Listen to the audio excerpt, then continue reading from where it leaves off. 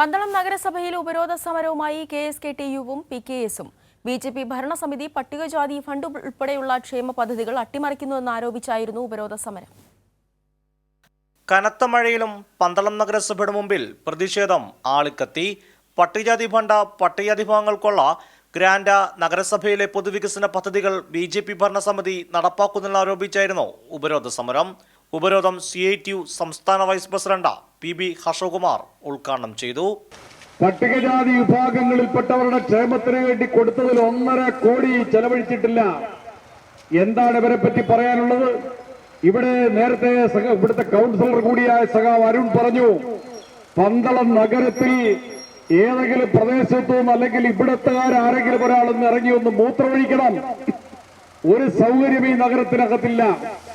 ഇത്രമാത്രം പിടിപ്പുകേടും അതേപോലെ തന്നെ സർക്കാർ കൃത്യമായി ഇവർക്ക് എല്ലാ മാസവും അലവൻസും കാര്യങ്ങളും കൊടുക്കുന്നുണ്ട്.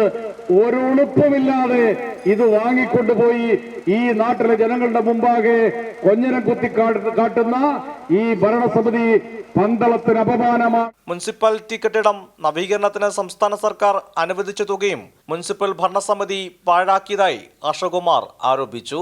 ഉപരോധ സമരത്തിൽ പന്തളം മുനിസിപ്പാലിറ്റി പ്രതിപക്ഷ നേതാവ് ലസിത ടീച്ചർ, PKS, KSKTU ജില്ലാ ഏരിയ ഭാരവാഹികൾ തുടങ്ങിയവർ പങ്കെടുത്തു.